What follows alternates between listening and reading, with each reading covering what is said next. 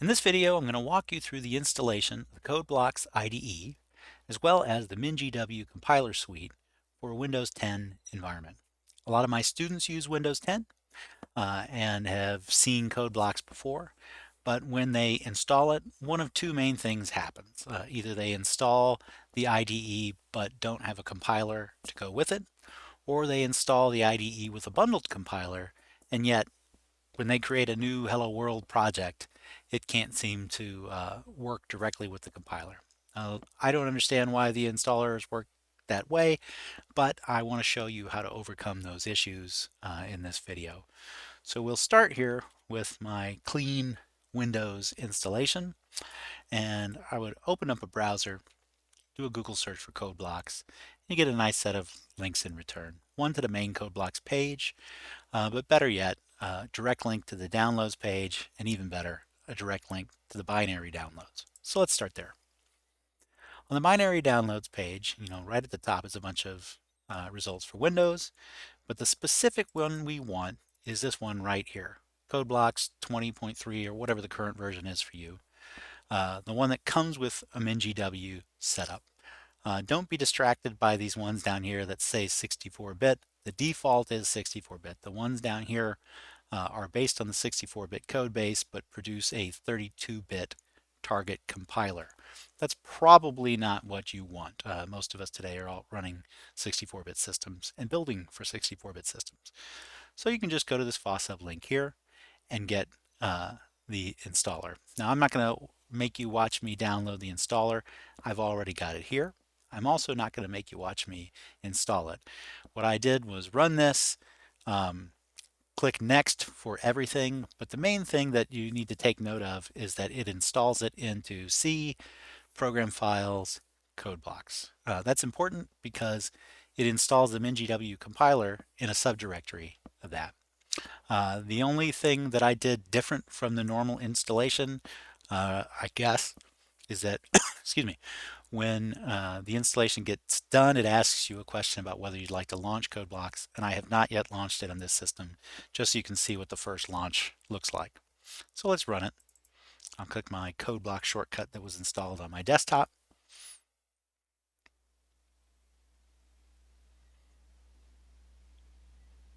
Ooh, my virtual machine is slow.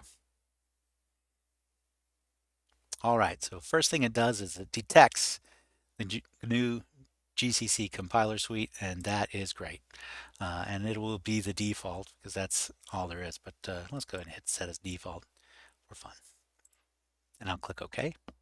Then we should get the main IDE interface up. All right. It's telling me about file extension associations. I don't particularly care about this, so I'm just going to say leave everything as it is and move on with life. So let's get a Hello World project started. We can either do that right here by clicking create a new project, or generally once you've modified your preferences so that this start screen doesn't come up, as most people do, you can always get it from the toolbar here where this little new icon is. So I'll click there and do new project. Now the type of project I'm going to pick is a console application just to keep things simple today. It'll tell me about this fabulous wizard, and I can skip the page that tells me about the wizard. I definitely want to do that. And then I'll choose my language. For today, I'll stick with C++. Click next. Now we're going to create information about our project. Since I'm making this video primarily for my students, you're likely to have more than one course that you're taking at any given time, or at least from semester to semester, you're going to take some different courses. Probably you'll end up creating folders somewhere on your system for each of the courses you take within which you want your projects to reside. So the first thing that I would do here is in this folder to create the project in is select some kind of directory. So here I am in my documents folder. Let's see here. Why don't I create a new folder in here that I'll call I don't know, CS220. That's the computer organization class that I teach. And that'll be the directory within which I want to do things. So I'll select that folder. Now, when I give my project a name, in this case, I'll just call it test. you'll see down here that it tells me what the name of my project file is going to be, a .cbp for CodeBlocks project file. Take note of that, because if you're doing C++ development, you might have CPP files that'll look an awful lot like CBP files. Uh, and you don't want to submit the wrong file for evaluation of your assignment. But down here too, it shows that it went into that 220 directory, created a subdirectory based on my project name, and within that, it's going to put all my files. So now I click Next. You get a window with two configurations. The purpose of these two configurations is to identify whether or not you are building a debug executable that has symbolic information inside so that you can use your IDE to test the software and track down bugs, or whether you're going to send it in release mode where all of that stuff is stripped away, leaving your application a little bit more secure. So we'll leave both of these and just say finish. Great. Over here on the left is our workspace and project pane. So I'll just double click on the main.cpp and see that here is my Hello World project, which is great. And now I'll try to build and run it. Now there are two kind of play colored buttons. This one over here that's red is the debug button, and we would use that if we're trying to walk through our program as it executes to figure out how to mitigate issues with bugs, etc. But if you're just trying to run it, that's this play button over here. I typically use the build and run button because very often I'm changing the code and need to rebuild anyway. So I'll click there. Here we go. Then it runs and pops up here. That's all it takes to get this thing going. We'll hit enter to get rid of it, and all is well. Now, in the very first parts of the launch of this application, it asked, to auto detect the compilers, and we picked GCC and said set this as the default. That's what allows this thing to know where that is, so that we don't have to modify the IDE settings directly. If, however, you skipped that, you would actually see an error message that's down here indicating that it couldn't find the target compiler, and it would have a really nice message that would say something like, go to the settings menu, then to compiler, and then it would tell you which tabs under here to manipulate so that you can get your compiler set up. For example, I think it's here under toolchain executables. Yeah.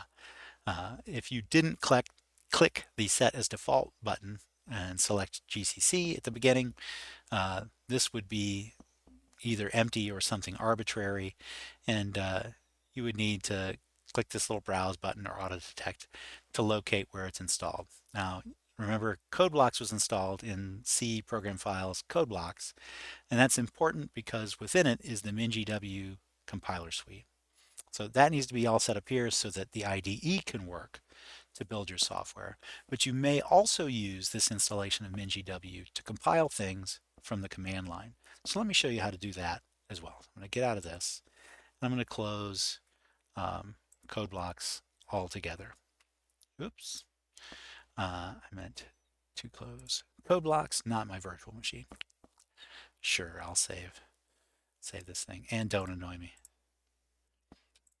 All right, so let's launch a command line prompt. Type CMD, get the command prompt. Now, we did install MinGW with CodeBlocks, so I might want to try and do things from here.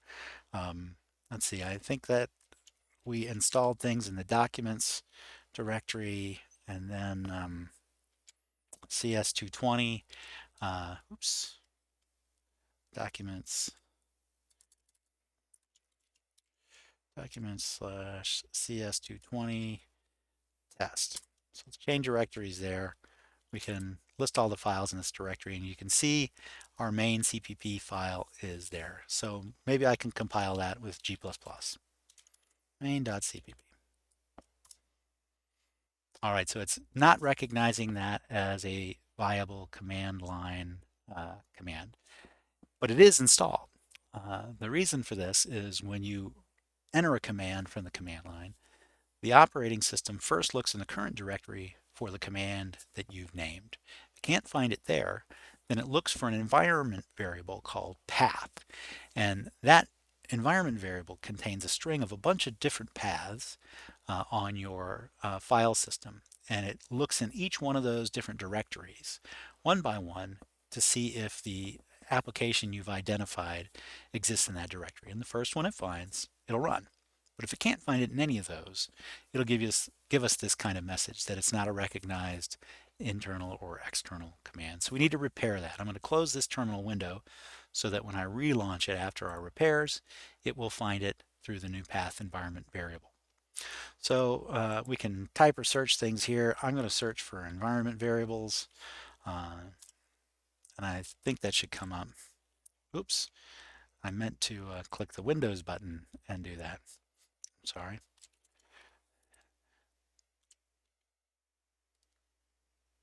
There we go. Edit system environment variables. So I'll hit enter.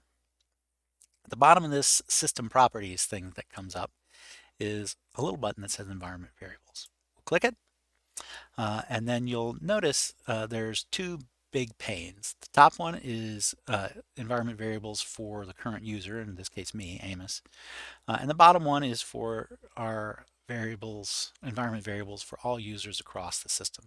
That's the one I'm going to manipulate here. So I'm going to double click on it. That'll open up this business here, and I'll want to add a new one right down here. So I need a thing that I can put here. I'm going to click browse because I think we can do it through that. Let's see, this PC, local drive C, program files. There's CodeBlocks, and here is the MinGW directory. Now within that directory is a binary directory. That's where all the executables for MinGW's installation live.